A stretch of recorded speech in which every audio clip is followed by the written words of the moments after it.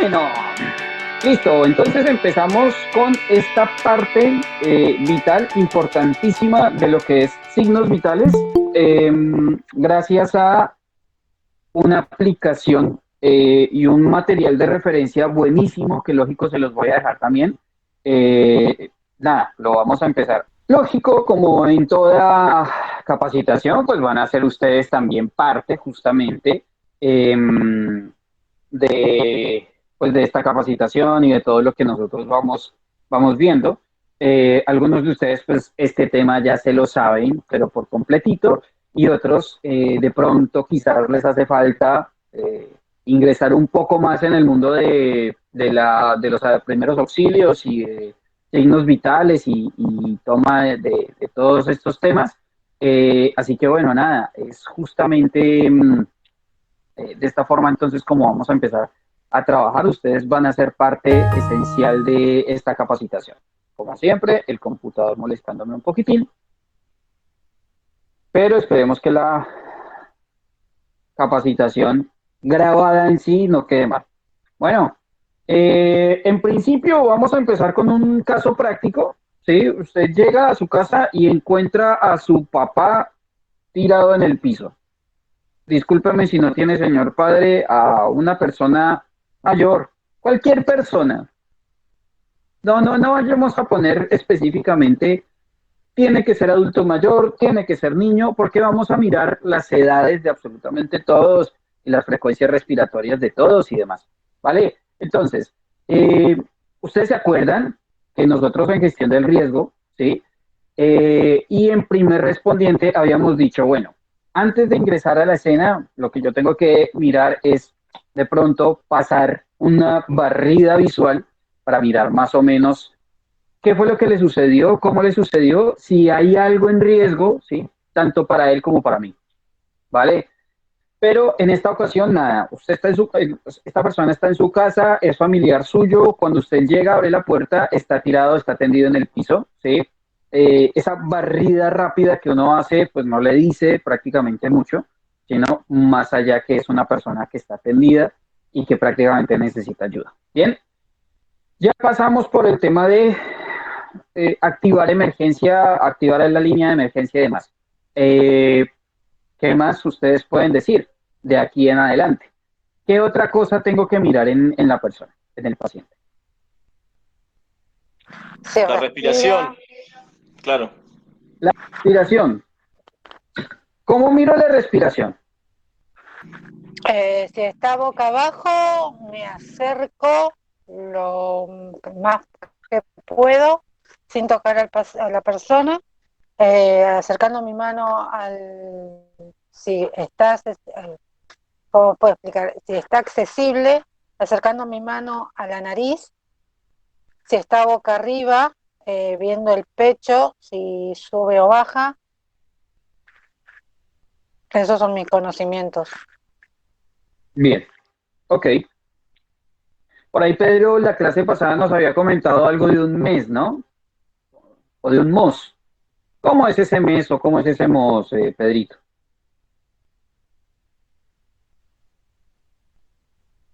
Hola, hola, hola, hola.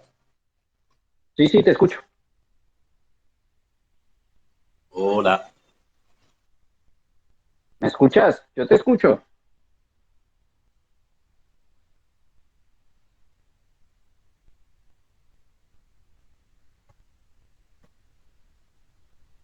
No se escucha nada. Sí, sí, sí, yo te escucho. Yo te estoy escuchando bien. Si abriste el micrófono es porque si alcanzaste a escuchar. Ahí escucho todo entrecortado por eso. Ah, ok, ok, ok. Bueno, ¿te acuerdas cómo es M, el MOS? miro, siento y escucho. Perfecto, claro que sí. Eso es Sí, justamente un mes. Mes o MOS, porque el AE cambia con la O, con el escucho, perdón, miro, observo y siento. observo. ¿Sí? Prácticamente el mes es, quedó abolido, ¿sí? porque pues fue un proceso, es un proceso intrínseco que ya viene acompañado del tema de primeros auxilios. Cuando usted se acerca directamente a una persona, recuerden justamente que les estoy diciendo que es un familiar, pues usted se le va a acercar directamente a esta persona y lo primero que comúnmente uno hace es sacudirlo y mirar qué fue lo que le pasó, ¿sí? Hacer una evaluación rápida de esta persona y de la situación. Bien, en principio lo más lógico es que uno pues, con otra persona de pronto externa, eh, de pronto actuaría de una forma muy protocolar. Cuando el paciente es un familiar propio, ya la situación cambia completamente y el protocolo se deja por completo de lado. Es más, nos altera o nos alerta el hecho de encontrar de pronto un familiar de nosotros tendido en el piso y por eso lo más lógico es salir a correr directamente antes de activar sistema de emergencias y demás. O sea, lo primero que uno hace es salir directamente a correr. Que en realidad no debería ser así, pero bueno, lógico, somos seres humanos, la psicología hace parte justamente de nosotros, o sea, la mente nos juega en muchas ocasiones mal. Eh,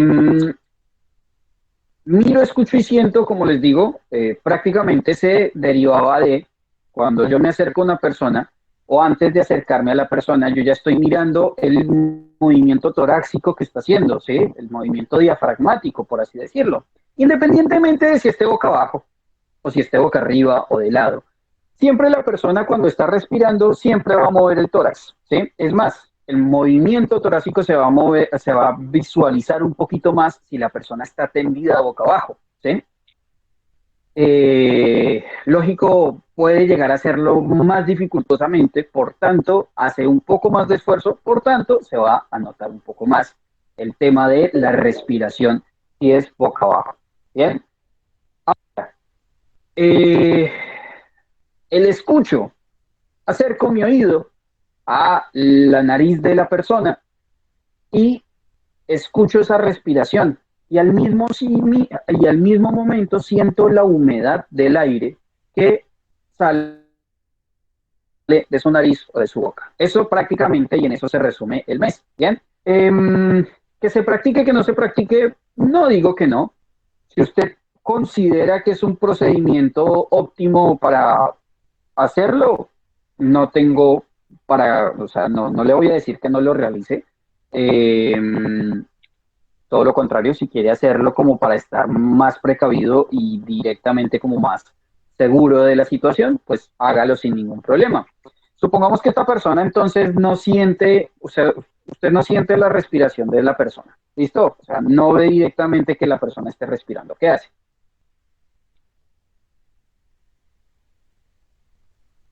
Inicio RCP. ¿No está respirando? ¿Vas a iniciar RCP?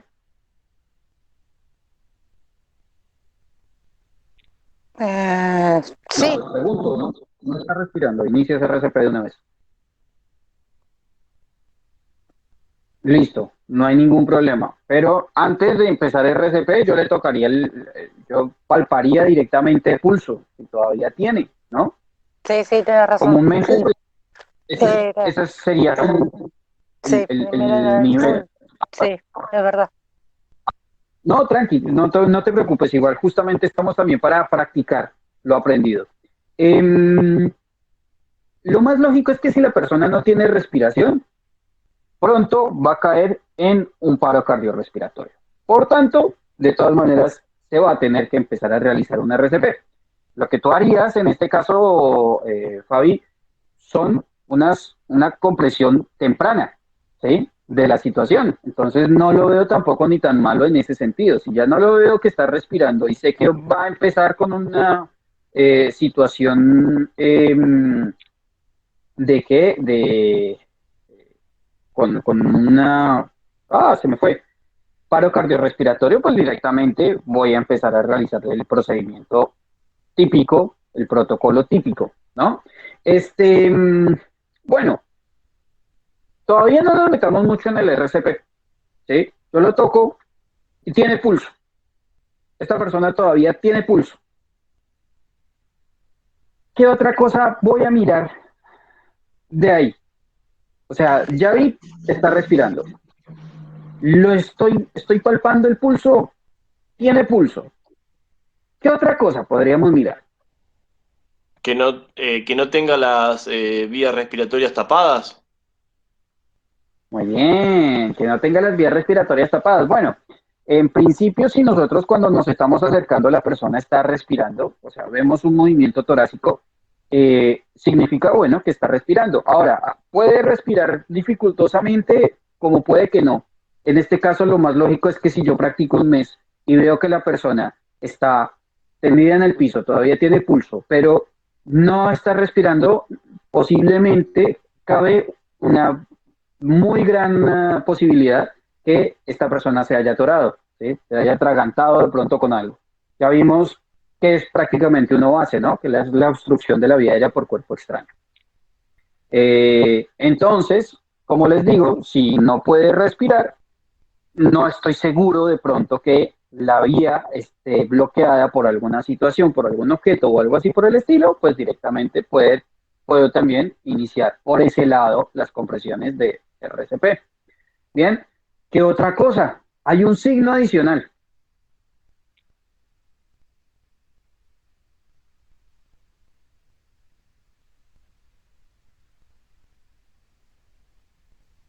Cuéntenmelo, Tocando cuéntenmelo. tocando al paciente, Cris, hay un signo adicional. Viéndole las pupilas dilatadas, no. No es necesario, ya estamos hablando de una D. O sea, viste que uno divide el A, B, C, D, ¿cierto? Cuando hablamos de un D, hablamos de un déficit neurológico. Pero si uno no sabe de pronto el tema de las pupilas, cuando las abre, uno no sabe qué es lo que tiene que mirar, pues mucho tampoco es que va a inferir en el tema, ¿no? Pero yo lo estoy tocando. ¿Qué más puedo ver ahí en primeros auxilios?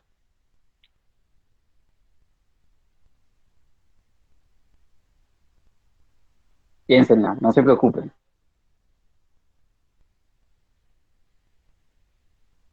Especialicemos, como siempre digo. Especializar es decir cualquier cosa al respecto.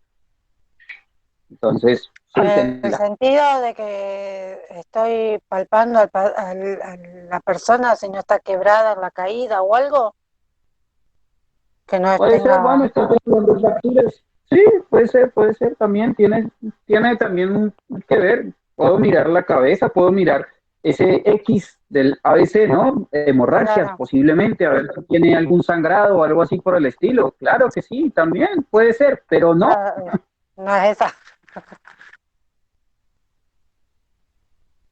Hay otra que hace falta.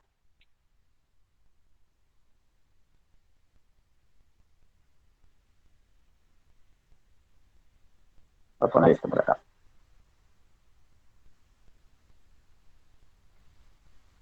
¿Qué otra ustedes dirían?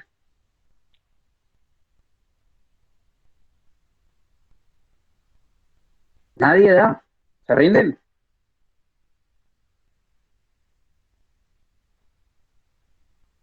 Yo me Se le rendí. llama justamente, bueno, tranquilo, Jorge, se le llama justamente el signo olvidado.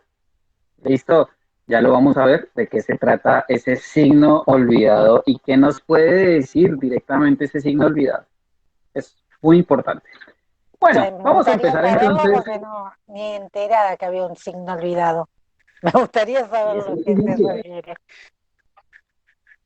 es el signo olvidado y nos Por puede eso, decir, porque nos olvidamos. No, no, ahí está el signo. siempre se olvida, créanme que sí, no se tiene mucho en cuenta y como les digo, nos puede decir muchísimas cosas, nos puede dar mucha información. Bueno, vamos a empezar entonces con el pulso. Cuando yo me acerco directamente a una persona y una de las primeras cosas que voy a mirar también, además de su respiración, es el pulso. ¿Sí? ¿Qué es el pulso en sí? Vamos a contextualizar que el pulso es la fuerza de la sangre enviada desde el corazón en su movimiento sístole, ¿sí? O sea, en su compresión.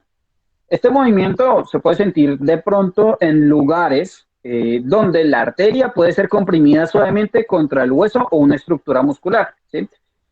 Hay algunas anatomías o algunos libros y manuales que dicen que sí o sí se tendría que comprimir contra el hueso. En realidad no es tan así, porque si nosotros nos fijamos, la arteria carótida no tiene una compresión directa contra el hueso. Entonces eso indicaría prácticamente que sí o sí, si tuviera que ser hasta el hueso, ¿cuál es el único hueso que nosotros encontramos en esta zona?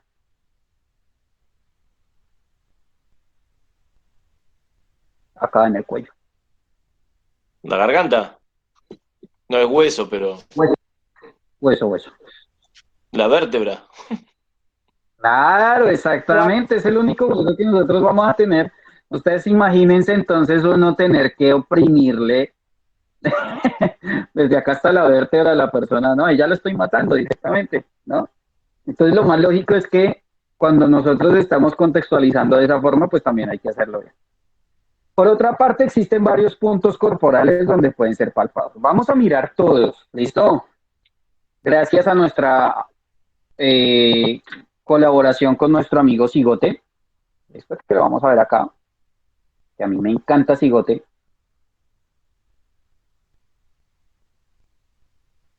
Y ojalá cargue algún día. ¡Ah! Lo puse a cargar.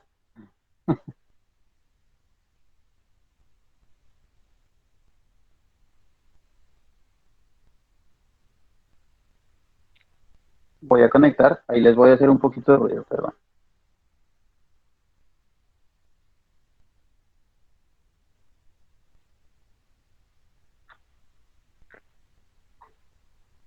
O sea que necesito esta plataforma necesita sí o sí de un mouse para que se pueda manejar bien. Entonces ahí se los voy a mostrar. Justo estamos, ya estamos en clase.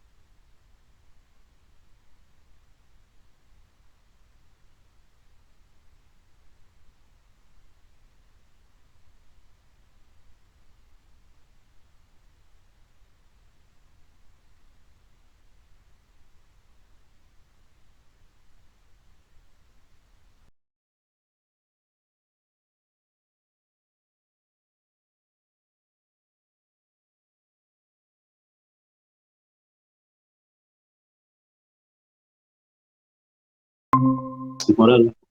Muy bien, Sobre el hueso muy temporal. bien. Temporal. En el temporal, exactamente. Entonces, vamos a sacarnos la gorrita para quedar un poquito mejor en ese sentido. Entonces, el hueso temporal prácticamente vendría a ser acá, ¿no? Entonces, utilizamos en principio dedo índice, dedo medio y lo ubicamos en el hueso temporal. Por ahí, de a poquito, no es obligatorio sentirlo de una vez, pero el objetivo es pues prácticamente que ustedes lo vayan sintiendo. Yo ahí me lo estoy sintiendo y el objetivo es no presionar tan fuerte, ¿sí? No presionar súper fuerte, sino hacer una pequeña presión. ¿Listo? Una vez que se presione bien,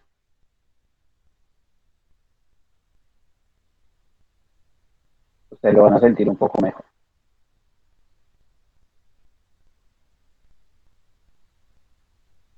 Mi querido amigo Cigote me quedó mal hoy. Terrible. Ahí está cargando bien. Bueno, de la coronilla, por así decirlo, hacia abajo, quedó otro lugar, quedó otro punto. La carótida. Todavía no. El humeral. Radial. No, espera. Vamos un poquito más Estoy para arriba otra vez. acordando. La carótida. Después del temporal está la carótida. Carótida. ¿Segura? Y si te Eh, digo, ay,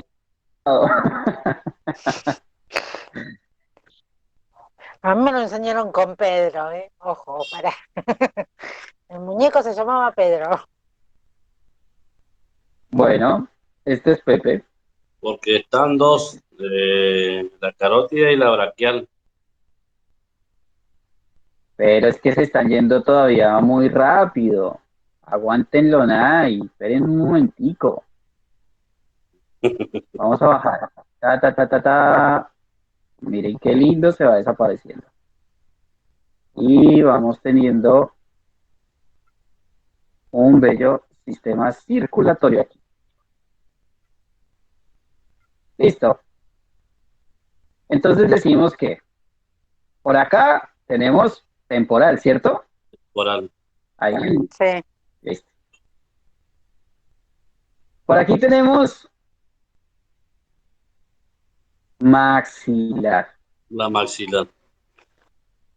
Bien. Ah, sí. Maxilar. Maxilar, como ustedes lo ven, entonces queda prácticamente en esta zona. Si quieren se lo pueden palpar de una vez, ya que si no lo conocían, fíjense más o menos en dónde es que queda, como para darse cuenta. Yo ahí lo tengo, ahí lo estoy sintiendo. Es suavecito, es muy tenue la forma como tienen que tocar el que hacer la compresión. Bueno, vamos continuando entonces aquí a este lado y ahora sí vamos por la carotidia o por la arteria carotidia. Tenemos carotidia por un lado la primitiva izquierda y por el otro lado la primitiva derecha. ¿Ok? A este lado tenemos la izquierda y a este lado entonces tendríamos la primitiva derecha. Bien, perfecto. Vamos siguiendo hacia abajo, entonces. ¿Y cuál me decían entonces ustedes que continuaba? Humeral o braquial. La braquial. Humeral y braquial. Y esa entonces podríamos inferir que la tocaríamos prácticamente aquí, que a la final prácticamente pues es la misma que nos estaría dividiendo entre radio, ¿sí? Y Cubital. El femoral. entre cúbito y radio, ¿sí? Y es la misma prácticamente que nosotros estaríamos tocando en este punto. O sea, radial. Para Radial. quienes no es más que todo como para este lado. Para quienes no saben específicamente cómo tocar la arteria radial, podríamos inferir entonces que esta es la antena del radio, ¿cierto? Y una vez en la ramita, apenas van haciendo prácticamente el dedo pulgar, ahí ustedes tocan directamente y se van a dar cuenta en dónde está. ¡Ay, qué linda, mi amor! Ahí se van a dar cuenta ustedes específicamente en dónde está y cómo lo pueden hacer. ¿Listo? Suavecito, ustedes saben, presionando suavecito, muy tenuemente, ahí se van a dar cuenta. ¿Listo? Hay otra que se tiene en cuenta también, más que todo para los infantes o recién nacidos. ¿Quién me puede decir cuál es ese pulso? Por aquí lo tenemos más o menos en esta altura corporal.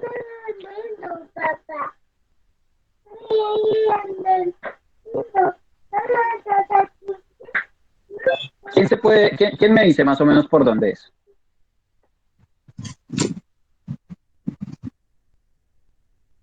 ¿Cómo? A esta altura nosotros tenemos otro punto en donde podemos sentir también el pulso. A la altura del abdomen. Es un poquito más tórax, hacia acá, hacia este lado, por acá, por estos laditos.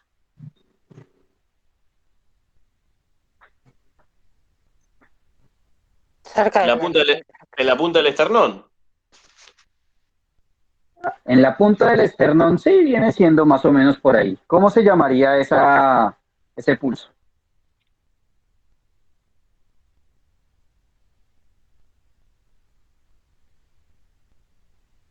¿Saben? No. No. Es el pulso apical. ¿Listo? Ah, El Apical. apical se encuentra ahí abajito, prácticamente en la punta del esternón, y ese pulso es el que más se le toma a los recién nacidos, ¿vale?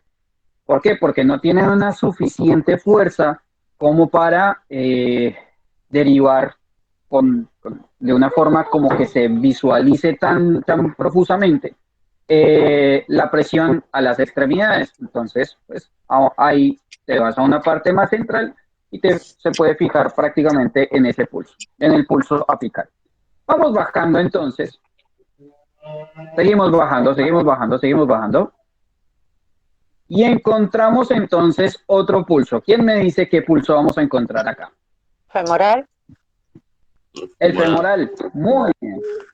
Que el femoral lo vamos a encontrar en la parte interna de la pierna. Es un poquito complicado encontrarlo, ¿sí? Dado la cantidad de músculo que nosotros tenemos en esta región.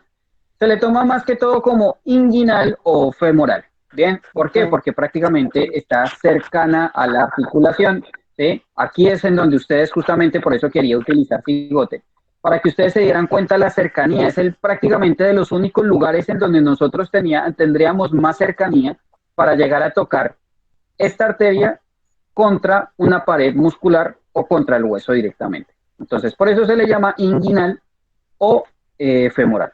Bien. Más abajo encontramos otra, que me dice Clopitia. poplítea, muy poplítea. Y aquí es justamente como lo estamos viendo, la parte posterior de la rodilla. ¿Sí? Si se dan cuenta, justamente ahí tenemos una gran cantidad de vascularización. Y aquí la podemos encontrar directamente. Más abajo, ¿qué otra? La del pie, el La pedial. tibial. La tibial. La tibial. Ajá, la tibial Tibial interior. posterior. La Posterior. tibial interior. La tibial posterior sería por fuera.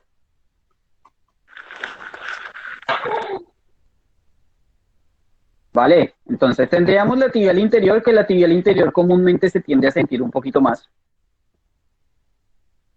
dada la zona en donde se encuentra. ¿Listo? La encontramos aquí directamente y la podremos tocar ahí tranquilamente.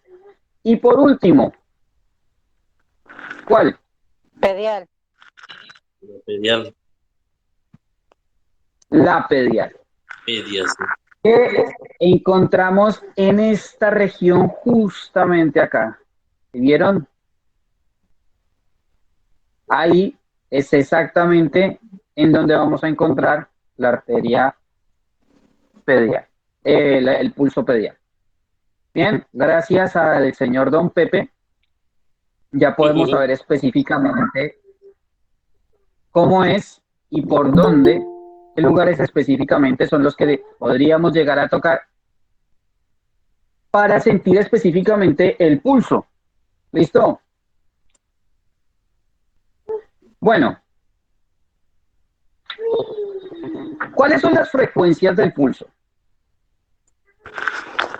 En un recién nacido, entre 120 y 160.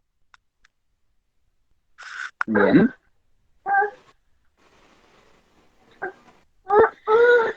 En un recién nacido, de acuerdo a la tabla que nosotros tenemos aquí, podríamos inferir en que puede ser también, como lo dice Fabi, entre 120 y 160. De acuerdo a la tabla lo dice 140, 160. Bien, pero también podríamos inferir en 120. Al año de la edad, hablamos que tiene 130 a 115. ¿Listo? A los 12 años, o sea, estaríamos hablando ya de una preadolescencia o de un ingreso a la adolescencia de 115 a 100. Bien, o sea, entre la etapa de la niñez prácticamente podríamos hablar que un niño todavía no ha controlado, que el corazón no ha crecido completamente como para brindar esa cantidad de pulsaciones entre 80, 100 pulsaciones que nosotros encontraríamos en un adulto. Bien. Y en el adulto encontramos entre 80, 70, inclusive un poquito más. Comúnmente estaríamos hablando entre las 80 y las 100. ¿Sí? Tengamos en cuenta una cosa. Cuando nosotros hablamos de un niño de 12 años, a mí no me gusta mucho hablar que sí o sí, o sea, un niño de 12 años debe tener esta cantidad de pulsaciones. Porque hay muchas ocasiones en las que un niño de 12 años tiene el cuerpo de uno de 15. ¿Sí? Ha sucedido en muchas ocasiones y suele pasar. Entonces, ahí es cuando nosotros entramos en una cuestión completamente diferente y es saber si le ponemos esta cantidad de acuerdo a la edad o le ponemos esta cantidad de acuerdo a la forma o la compostura que tiene esta persona. Bien. Y por último, podríamos inferir que en un anciano tenemos entre 70 y 60. Prácticamente no cambia mucho entre un adulto y un anciano, pero se mantiene en eso. Un deportista, más o menos en cuánto podríamos hablar de un pulso basal, o sea, de un pulso en completa relajación de un deportista. Eso lo habíamos hablado justamente en la clase pasada.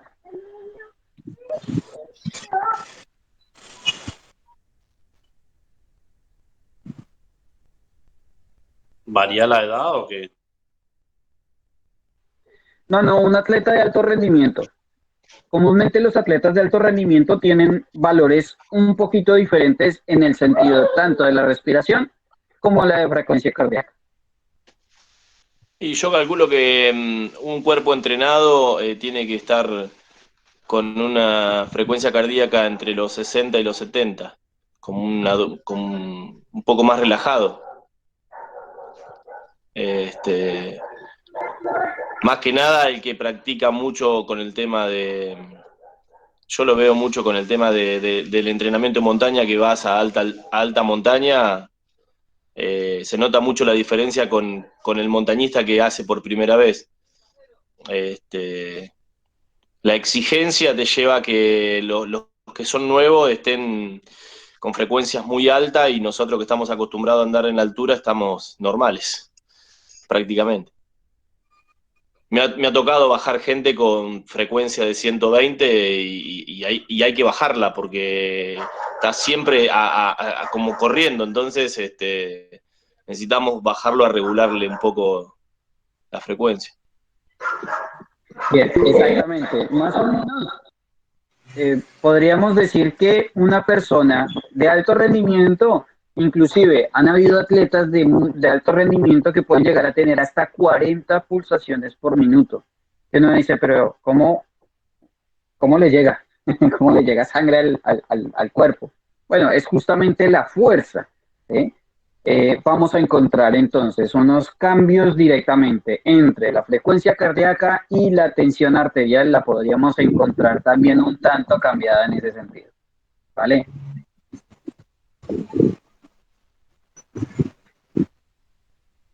Bueno, hablaríamos entonces también de la frecuencia respiratoria, ¿no? Cuando hablamos de la frecuencia respiratoria, estaríamos hablando que en un recién nacido tenemos variaciones entre 30 y 80 respiraciones por minuto. Bien, en un lactante menor hablaríamos de 20 a 40. Dejemos de hablar de lactantes. De niños de 2 a 4 años, de 20 a 30. Entre los 6 y los 8 años, pongámosle más bien, de los 2 años a los 8 años, prácticamente estaríamos teniendo entre 20 y 30 respiraciones por minuto. Y en un adulto, una persona más grande, una persona que ya estaríamos hablando de la adolescencia en adelante, estaríamos hablando entre los 15, 16 a 20 respiraciones por minuto. Ahora, ¿qué pasa si nosotros encontramos unas frecuencias cambiadas completamente?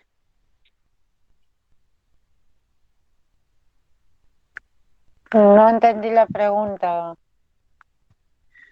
Si nosotros no encontramos en la persona, de acuerdo a la edad, al peso y demás, estas cifras específicas. Por ejemplo, si yo no tengo 20, sino tengo 35 respiraciones por minuto, ¿qué me estaría pasando? Y puede estar sufriendo una taquipnea porque supera el valor normal, o una bradipnea si supera, tiene menos del valor normal. Exactamente. Cuando hablamos de una taquipnea, estaríamos hablando de un cambio repentino de respiración, ¿sí? En los valores de la respiración o en la frecuencia respiratoria, ¿vale? Los números cambian completamente. Ay, no la saqué, pero bueno, ahí ahora les voy a mostrar justamente con la referencia y en el libro ustedes lo van a encontrar también.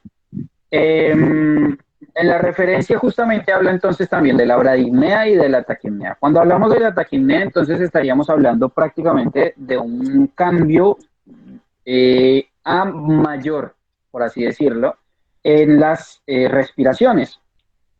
Esto a nivel corporal infiere muchísimas cosas, porque no permite, por ejemplo, a los alveolos hacer el intercambio de oxígeno a gas carbónico.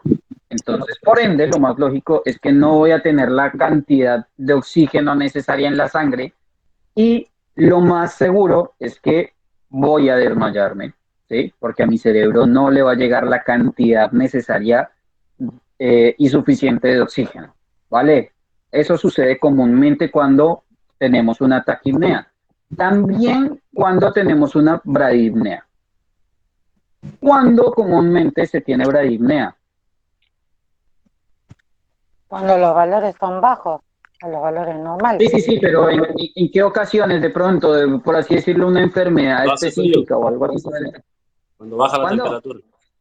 Cuando baja la temperatura. Cuando la temperatura tendríamos baja frecuencia respiratoria, ¿ok? ¿Qué otra situación?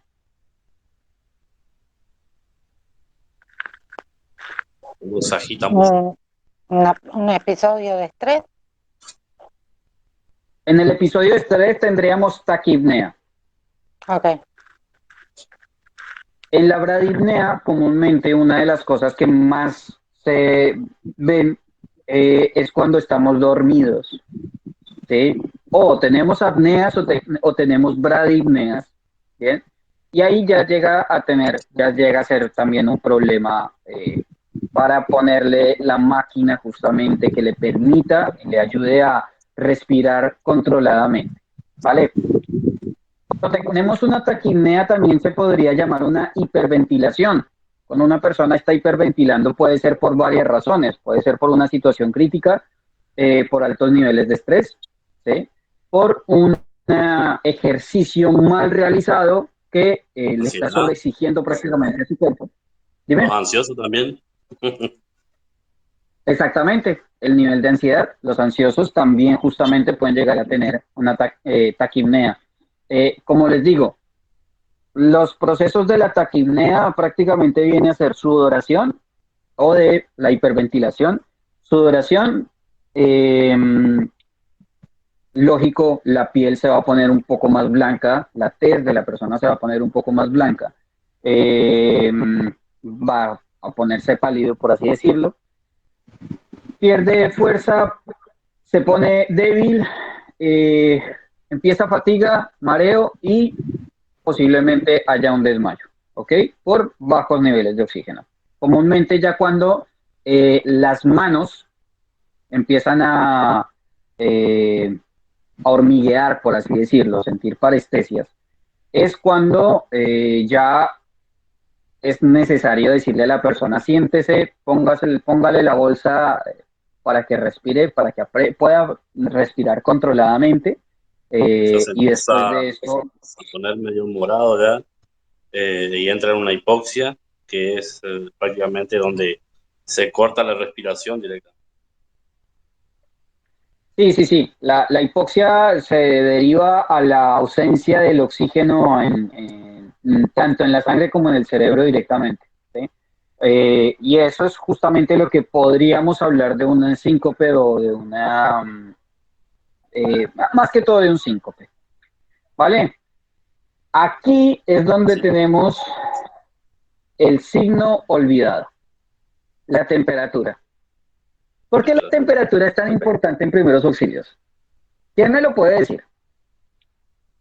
La temperatura es importante porque hay que saber si a raíz de la fiebre pudo haber provocado un episodio. Podríamos inferir en la fiebre. Para aquella fiebre tendría que haber infección, hablaríamos prácticamente del sistema linfático, una situación crónica. Ya nos estamos yendo y apartando, pues no les digo que de primeros auxilios, pero ya estaríamos hablando de una situación crónica.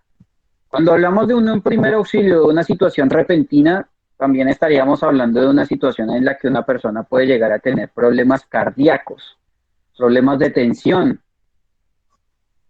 Entonces, si una persona sufre de hipotensión, ¿qué le va a pasar a la piel? Por hipotermia. Hipotensión.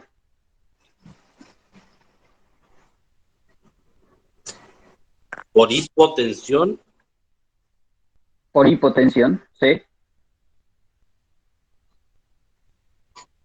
¿Cómo sé que una persona tiene hipotensión? Porque suda. Adicional de los valores y de todo esto de la frecuencia que a mí me vaya a dar el tensiómetro. ¿Qué otras cosas a mí me llevan a mirar a una persona que diga puede tener hipotensión? La sudoración de la piel. La sudoración de la piel, y cuando tú lo tocas, ¿cómo está la piel? Fría. Si encontramos una persona mayor tirada en el piso con una sudoración fría y con y la boca seca, exactamente, con esos signos justamente de la hipotensión, ¿qué podríamos inferir? Que tiene problema de hipotensión y que se desmayó justamente a causa de ello. Entonces, piensen también en el tema de la temperatura. Adicionalmente, yo toco a una persona, ¿sí? No tiene respiración, no tiene pulso, pero la siento caliente. ¿Qué me puede decir a mí?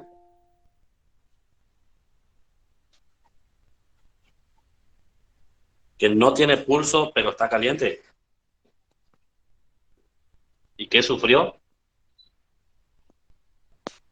Lo veo en el piso, no tiene pulso, no tiene respiración, pero sigue caliente.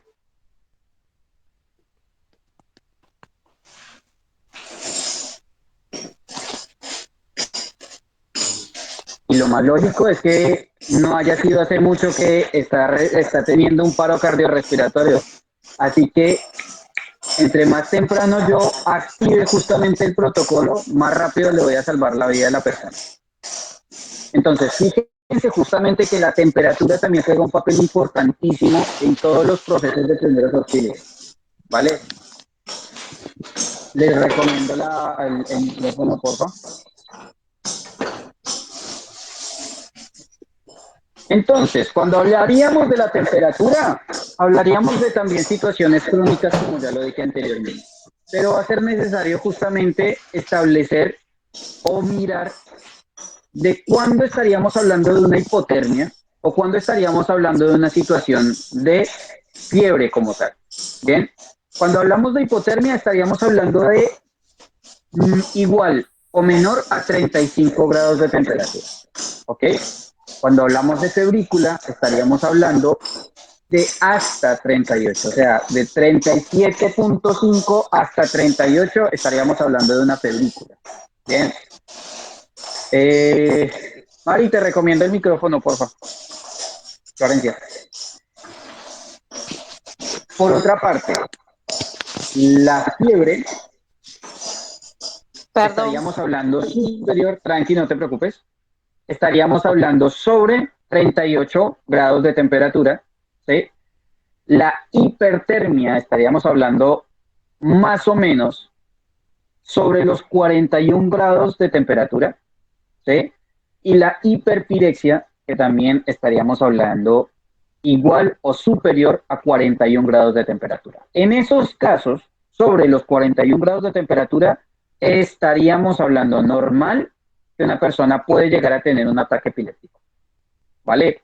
Ataques epilépticos los vamos a ver más adelante, pero aquí justamente ya estamos hablando y estamos dándole la entrada, estamos tocando esa puerta justamente para empezar a hablar del tema de epilepsia.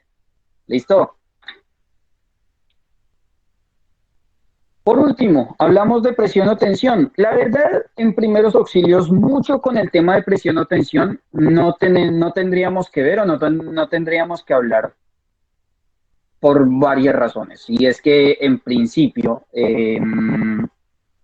pues cuando uno se encuentra a una persona para darle ese primer auxilio, o sea, cuando lo encuentras tendido en el piso o de X forma, necesitando ayuda, tú no vas a llegar con el tensiómetro a ponérselo directamente en el brazo, a insuflarle y a mirar cuánto está la tensión o la presión. Te vas a encargar primero de una serie de cosas, justamente como las que acabamos de ver anteriormente, como para llegar hasta el tema de presión o tensión. Bien. No obstante, para tenerlo en cuenta, y porque es necesario para nosotros como una entidad saber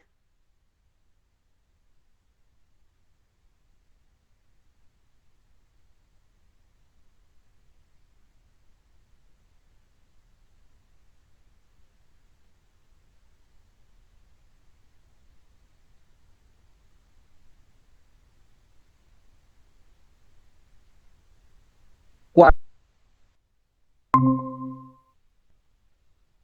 Si yo, por ejemplo, veo en una eh, evaluación o una historia clínica, voy a ver, por ejemplo, en las notas de enfermería, Fabiana, ¿tú cómo pones? ¿TA TA, sí. o PS? Ah, y entonces, ¿cómo sería? ¿TA o PS? ¿Presión o tensión? Tensión arterial. Tensión. Tensión Pasa que arterial. no todos trabajan con la misma manera. En donde estoy Ujú. yo se pone TA y en otro lugar se pone TA, PS o PD. Bien. Bueno, Por eso dije, yo les primero dije comento, presión, porque claro, no todos trabajan iguales.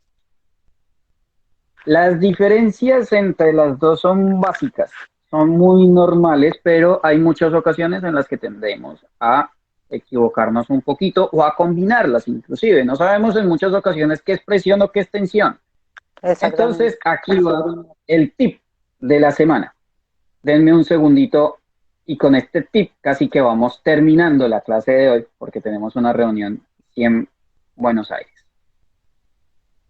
Ahí va, listo. Ya les tomé la asistencia. ¿Vieron lo rápido que es? Bueno, la presión resulta y sucede que es la acción, tanto sistólica como diastólica, que ejerce la sangre hacia la pared de las arterias. ¿Sí? Esa es la presión. La tensión es el número específico que a mí me está dando. Entonces, la presión es la física, por así decirlo, que yo voy a estar visualizando y que voy a estar mirando dentro de los procesos corporales. Y la tensión es el número o de la forma en la que yo lo voy a ubicar específicamente en un papel o en un cuaderno. ¿Sí? Entonces, esto como tal que nosotros estamos viendo acá, estaríamos hablando más de presión, estaríamos hablando más de una tensión. ¿Ok? ¿Qué pasa? Que nosotros encontramos, como ustedes se dan cuenta acá, y hablaría muy, o sea, sería completamente contradictorio con lo que yo estoy diciendo, que la tensión que yo estoy viendo acá, que la información que yo estoy viendo acá y que les estoy diciendo es una cosa es tensión y otra cosa es presión. En algunos manuales, ¿sí? Y depende también inclusive de los países, lo vamos a encontrar como presión o lo vamos a encontrar también como tensión. Por eso justamente Fabiana ahora también me estaba diciendo, es que hay algunas partes en donde se ubica como tensión y hay otras partes en donde lo ponemos como PD o PS. ¿Sí? es completamente normal. Pero comúnmente lo que es la PS y la PD, nosotros hablaríamos que es para encontrar la media, la tensión media. Bien, es justamente para eso que se utiliza la PD y la PS. Pero comúnmente cuando estaríamos redondeando ese número, o sea, poniéndolo en 60-30, en 78-48, en 85-52, de acuerdo justamente a lo que nosotros estamos viendo aquí en la tabla, en 100-60, estaríamos hablando de una tensión arterial. Entonces, por eso es que ven de pronto las diferencias en, en estos números. Necesitaríamos, lógico, reunirnos para cambiar pues para ensayarlo y para practicarlo un poquito. Ahora yo les hago una consulta a alguno de ustedes. ¿Tiene alguno un pulsoxímetro ahí en este momento y que lo pueda poner en cámara para hacer un trabajito súper, súper fácil?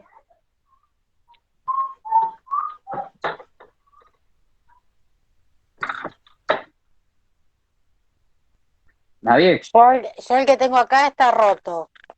Se me cayó y quedó. Yo tengo el mío, Cris, dame un Y el segundito otro lo que ahí tengo en el lo trabajo. saco. Listo, listo, Nico. Ahí va, Nico. Bien. Se puso la 10, Nico. Soy como el héroe al último momento para salvar la batalla. Listo. Dame un Ustedes me van a segundito. decir que no te preocupes, no hay ningún problema.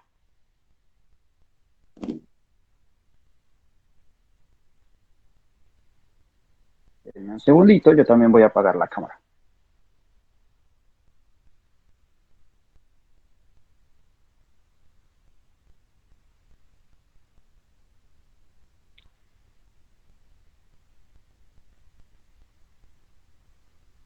Vamos a hacer un trabajo súper, súper simple con Nicolás ahora, ¿sí? Y se van a dar cuenta del nivel de humanidad que nosotros tenemos absolutamente todos. Les podría decir que a Nico lo voy a poner a sudar frío a distancia. ¿Listo? A ver si. Ahí tienes entonces Ahí está. el aparatito. Bien, ¿Y perfecto. tiene Pero sonidito? mira, tiene sonidito y todo. Listo.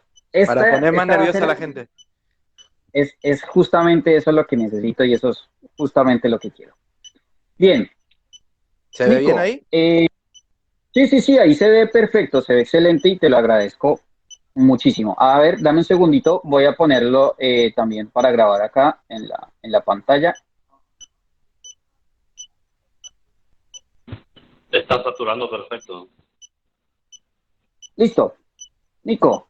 Entonces, lo que yo voy a hacer prácticamente a continuación es que te voy a hacer solamente una pregunta. Me vas a tener que responder en 20 segundos, ¿sí? Ok.